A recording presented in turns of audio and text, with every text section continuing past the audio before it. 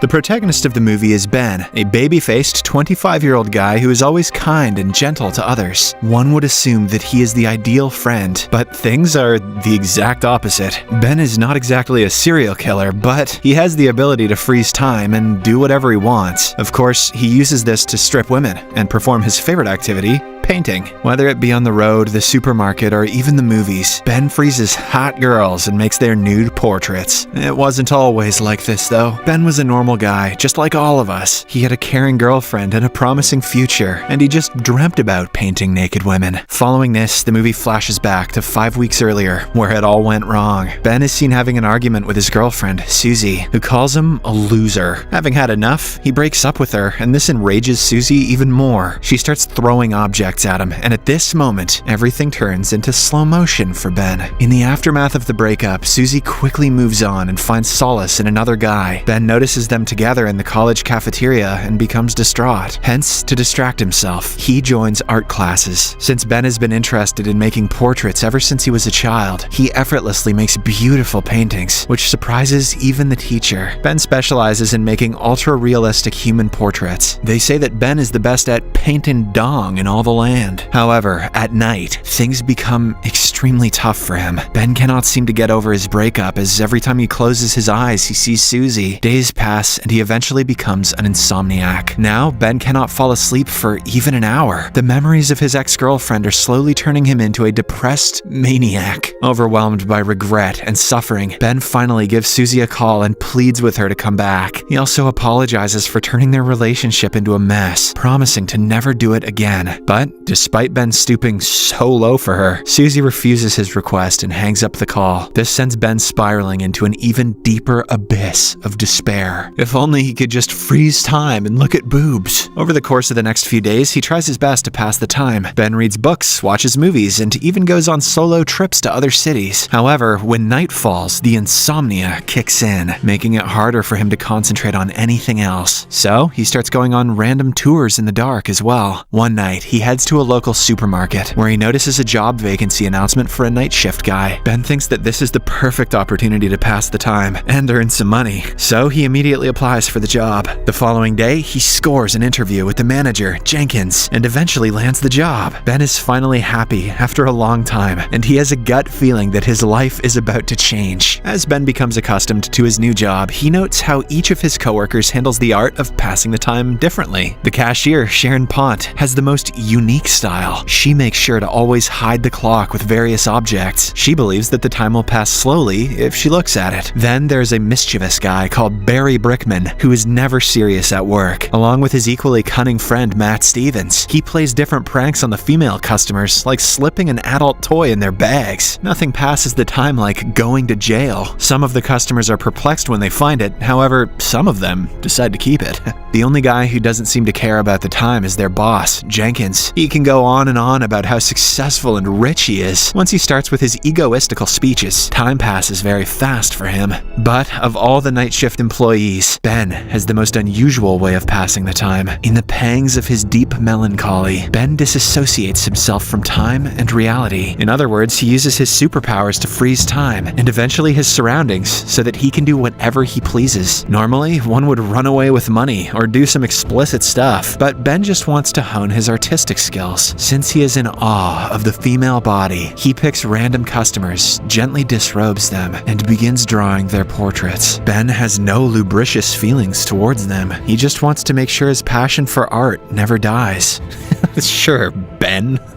Once he is done, he dresses them back up and cracks his fingers, causing time to start flowing once again. This has become Ben's life now. It is not something that he can be proud of, but at least he is not that depressed or crazy anymore. Slowly but steadily, he has started diverting himself from Susie. At home, Ben often hangs out with his best friend Sean. The two have been together ever since they were kids. Sean is the exact opposite of Ben, as all he wants is to get into a girl's pants, whereas Ben just straight up does it against their will. It is revealed that he has been to every strip club in the city. One night, during his night shift, Ben encounters the cashier Sharon in the locker room. He appears to have a crush on her, but he can't bring himself together to express it. But as they talk, the friendly cashier takes a bite out of his sandwich much, shocking him. A small piece of pickle sticks to Sharon's cheek, and she awkwardly tries to wipe it off, but to no avail. Seeing her struggle, Ben steps in and wipes it off for her, creating a very cheesy moment between the two. Perhaps one day I can put my pickle on your face.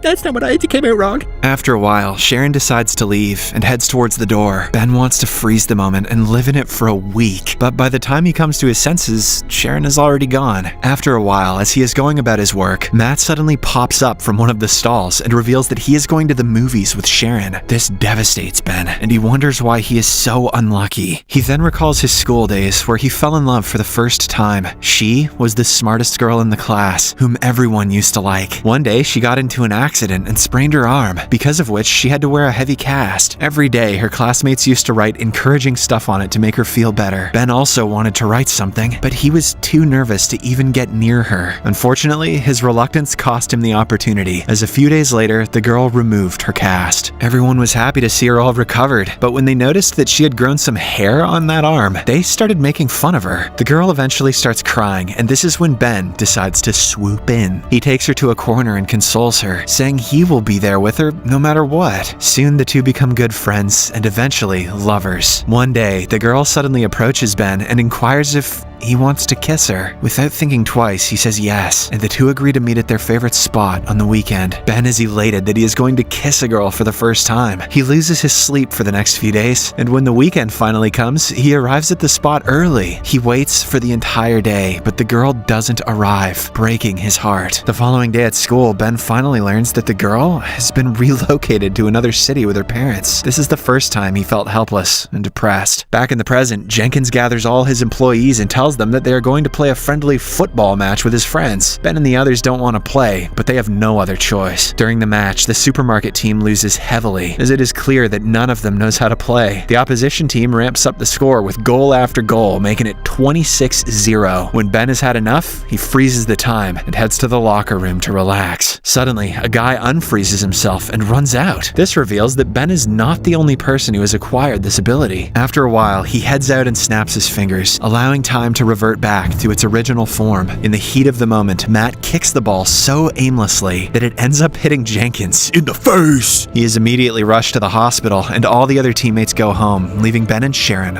alone. In the next scene, the two stop by at a nearby diner and try to get to know each other better. There, Ben gets to know that she is actually single, and that Matt was just joking about dating her. She then shares her dreams with Ben, and he does the same. Sharon says that she's always wanted to meet a painter because she imagines that they can see the true beauty of things, even against the true beauty's will, maybe. As the two talk, it is clear that they have chemistry. After their unofficial date, Ben walks Sharon home and awkwardly ruins their first kiss by pecking her on the cheeks when she wanted it on the lips. Ben was just thinking about the pickle again. The following day, a disfigured Jenkins announces that he is going to host a party on the occasion of his birthday. Sharon asks Ben if he wants to come with her as a date, and the latter happily agrees. Later, Jenkins calls the boys to his office and gives them separate tasks for his birthday preparations. Ben is assigned with hiring a stripper to the party. Although he's never talked to one in his life, he knows just the person who can help him. Later, he asks his best buddy Sean for help, promising to take him to the party if they can get the job done. The two then head to a local club where Sean uses his experience and hires a girl for the party. The next morning, Ben gets a call from an anonymous man who claims to be an art aficionado. He has an art gallery in the city and wants to have some of Ben's work in it. This delights the latter, as for the first time in his life, someone has appreciated his art. But, unbeknownst to him, it turns out to be a prank call from Barry and Matt. That night, Ben gets dressed up for the party and heads to pick Sharon up. As soon as she opens the door, he happily tells her that a popular organization wants to display his artwork. Sharon wholeheartedly congratulates him, and soon, the two head to the party. When they arrive, the party is already underway. Sean is being rejected by a girl. Matt and Barry are dancing like sociopaths, and Jenkins is on the DJ. Just then, Barry notices his ex-girlfriend Susie among the attendees. It turns out she is Jenkins' brother's girlfriend. Soon, the stripper arrives and heats up the party. In particular, Sean forms an instant connection with her. Meanwhile, Ben heads to the bathroom where he comes across Susie. Wasting no time, she expresses that she wants them to reconcile and become a couple again. Ben, of course, doesn't want it because he has already met the love of his life, but the crazy girl keeps on insisting. Out of the blue, she even kisses him forcefully. Ben immediately pushes her back, but when he turns around, he realizes that Sharon witnessed witnessed the whole incident. Ben tries to explain that it's not what it looks like, but the innocent cashier leaves without hearing a word. After a while, Ben goes straight to Sharon's apartment and tries to explain everything to her, but she is too blinded by her anger. When she starts hurling obscenities, Ben gets upset and leaves. Due to the breakup, he once again spirals into his world of depression and insomnia. The only thing he looks forward to is his appointment with the supposed art gallery company which had called him. In the next scene, the day finally arrives, and Ben goes there with some of his best artwork. As expected, the gallery owner denies making an appointment with him, making Ben realize that he has been pranked. But